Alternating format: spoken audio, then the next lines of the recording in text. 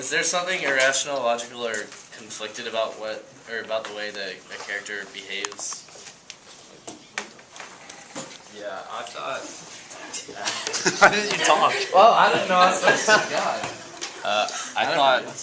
I thought Iago acted kind of irrationally and illogical because he seeks revenge on Othello just because he doesn't get that promotion, and just because he gets that promotion, he hates Othello and he wants to take down Othello and everything that he loves, and he ends up hurting people that he actually cares about on the way to do that. And I just felt like he didn't really. It was kind of like a. I don't know what the word for it is, but it's just like immediate response to what happened to him. I mean, I will. I thought it was. Well, I forgot my question was. I thought like the way Othello acted was pretty irrational and illogical because he killed his wife and like one of his closest friends off of something he heard from somebody, and he didn't really give her a chance to explain or him a chance to explain what happened. And it's pretty rash, if I do say so myself. I'd have to say I agree with Shu's comment there. And going back to Connor's comment, I also feel that earlier on it was stated that Iago did somewhat like Desdemona too, so it might have been motivated by that as well.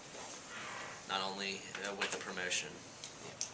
I think pretty much everyone in the play acts irrationally, because like even Rodrigo, when he was like, he's kind of like let Iago like tell him that Desdemona was like into him, like he had a chance, and like Rodrigo like didn't even like think twice about it, but just like tried to like save up all his stuff, like save a bunch of money for Desdemona, and then like in the end it doesn't even work out. Yeah, that's awesome. I agree with what Matt was saying, that like Rodrigo didn't even like think twice when Iago is trying to convince him that Desdemona like secretly loves him. Like she doesn't know it, but she does. And so Rodrigo is so like blinded by his love for Desdemona that like he's gonna take anything that he can get because like like the sexual drive is so blinding for him that he's not going to be logical at all. I think Matt's comment was a little bit of an overgeneralization. I feel that there are some characters who acted rationally, like the Duke, by calling in both sides of the story to confirm the story. Okay. Alright, right there. Well, I mean, three of the main characters acted irrationally, so I was just saying. That's not all. Alright, sorry. Okay, we'll go to the next question. How is Iago, or someone, how is a character motivated in Othello in order to put Iago? And like, what does he say that he wants? What does he really want? How do we know as readers, and do his actions match his words? And I think this is a really interesting question because Iago is motivated to like do this plan because he like really doesn't like Othello, and he got passed over by Othello and passed over by Cassio, and so it's like he's just trying to destroy both of them. And so, and he says says that he's on Othello's side by like talking to Othello, like being a good friend. And then like he says things like, "I'm not the person that I appear to be," and then he has like soliloquies of like explaining like his plan. So it's like he's saying certain things around certain people to like get them to follow along with his plan, and his actions match his words in the fact that he is like his actions match his words when he's like plotting against Othello, like getting Cassio to like be with Desdemona and have Othello see it. And so I feel that in this story there are three things that motivate the characters. There is love, honor, and position, and people, and like position and like culture and ranking.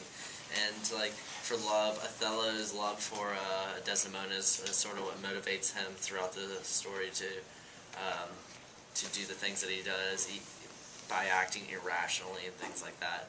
And also for Rodrigo, his love for Desdemona as well is what motivates him. And also in movie O, Odin does the same thing with Desi. I mean, is motivated by love. And then for honor, Othello is motivated to tell the truth and admit his truth when he's talking to the Duke and the father of Desdemona, because he has lots of honor and he's a honorable man in the army and everything.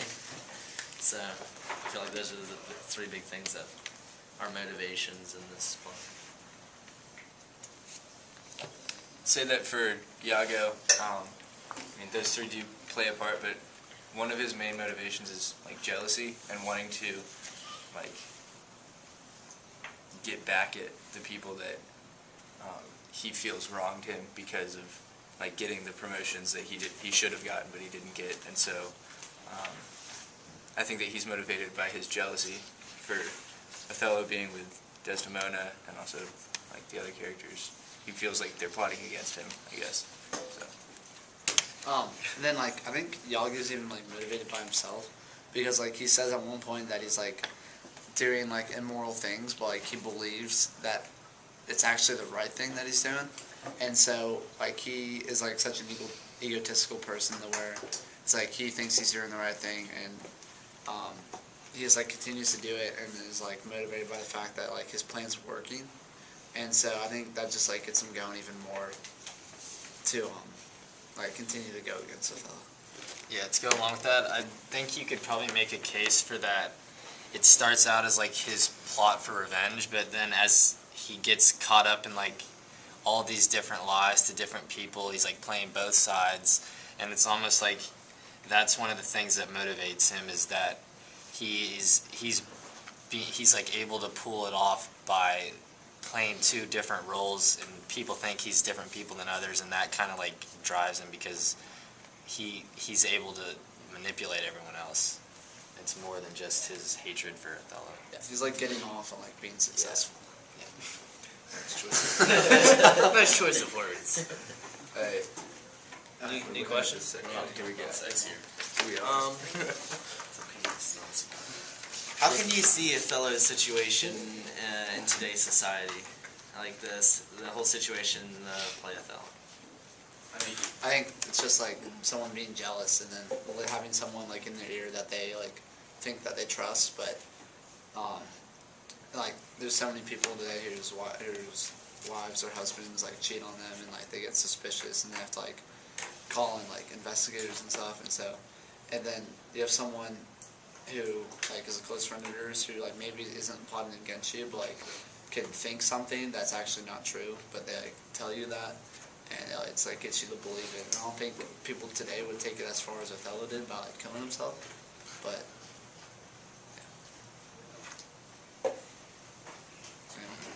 What else?